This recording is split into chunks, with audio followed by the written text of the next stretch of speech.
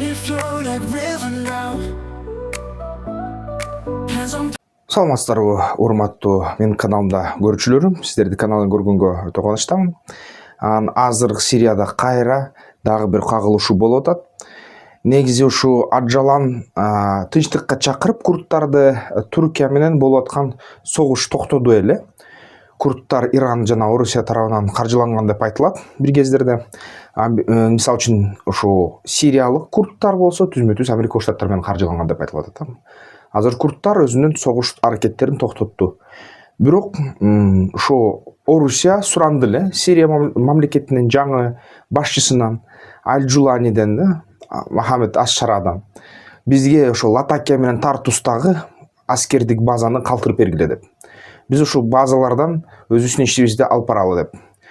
Сирия макулдугун берген, бирок бир шарт койгон да, бир эмес, 3 шарт койгон. 3 шарттын ичине эмне кирет? Биринчиден, ушул Латакия менен Тартусту биз силерге беребиз, бирок силер деген расмий түрдө Сирия элинин Сирияга ошо Башар Асадты колдоп атып, авиация колдонуп атып, талкалап атып, ошо бир нече киши өлтүргөн жардам берген үчүн, 600 000 киши өлтүргөнгө жардам берген үчүн кечирим сурагыла деп айтты. Экинчи бул деген Башар Асадты мекенге тапшыргыла дейт. Үчүнчүсү ошо Сирияга келтирилген ошо залалдардын баарын артын жаап, куң төлөп калдыгына келтирип бергиле деп. 3 ушундай талап коюшкан да.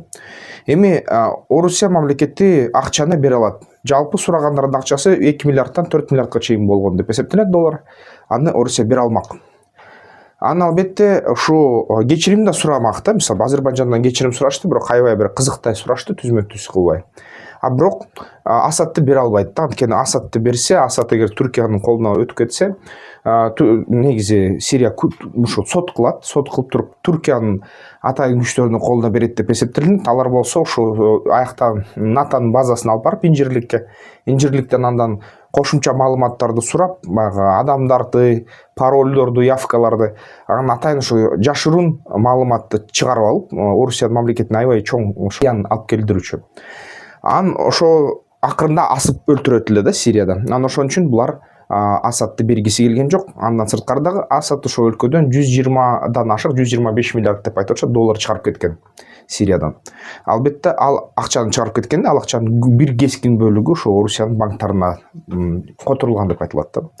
Ошон үчүн Орусия аны кайтарганга эч кандай мындай аракет кылышкан жок. Тескерисинче Орусия ошо сверхдержавага атырылбагыла, кичинекей мамлекет болуп алып деп, силерди үйрөтөбүз деп, сверхдержаваны сыйлаганга сабак беребиз деп, ошо кандайдыр бир иш аракеттерди алып барды деп айтып атышат серепчилер. Расмий түрдө бул маалымат такталган жок. Эч ким расмий түрдө муну айтпай эле да, бирок кандайдыр бир жол менен ошо Асадтын качып кеткен аскерлер ошо Латакияда алавиттерди, көбүнчө алавиттер деген ким өзү? Бул деген Али Кудай деп, Алла Али деп айтылат да. Ошо Али Мухаммед пайгамбар алейхиссаламдын ошо күйөө баласы Фатиманын күйөөсү. Анан аны ошо алавиттер аны Кудай деп эсептешет да. Ал Кудай ошо Аллах өзү жерге адамдын келбети менен түшүп, ошо Иса пайгамбар сыяктуу эле христиандар бишенгендей. Ошол Иса менен түшкөн дейт, анан Исаны асып өлтүргөндөн кийин баягы крестке.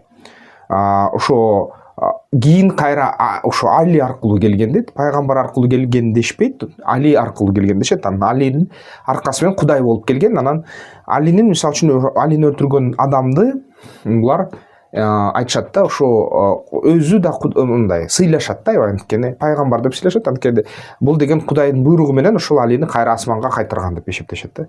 Ошентип Али Алла деп эсептеген алавиттер мусулманчылык дүйнөсүндө сунниттердин тарабынан бир гана ошо мунафиктер деп эсептелинет, жана аларды жок кылганга фатвалар көп ошо сунни мамлекеттер берген да. Ошон үчүн алавиттер дайыма сунниттер тарабынан куугунтукта. Бирок ошо Асадтардын династиясы келгенде Советтер Союзу жардам берип Асадтардын династиясына. Мурун колония Франция басып алганда ошо Ливияны, Сирияны Франция башкарып келатканда армиясынын ошо жергиликтүү калкты ошо колониялык кишенге кармаш үчүн ошо алавиттер кызмат кылганда, анан Франция кеткенден кийин алавиттер куралды колго алып, дагы эле ошол арабтарды, сунниттерди кысымга алып келе берген. Анан кийин Советтер Союзу келип, аларга да жардам бере башташкан. Ошондо Асадтын династиясы пайда болот. Анан ошол кезден бери Асадтар бийликте болуп калышкан да. Азыр болсо бийликтен жоготкондон кийин алавиттер куралда куралды бекем кармаганын билишет. Көп аскерлери тоолорго качып кетишкен. Ошол аскерлерге кайра колуна курал түшүптүр.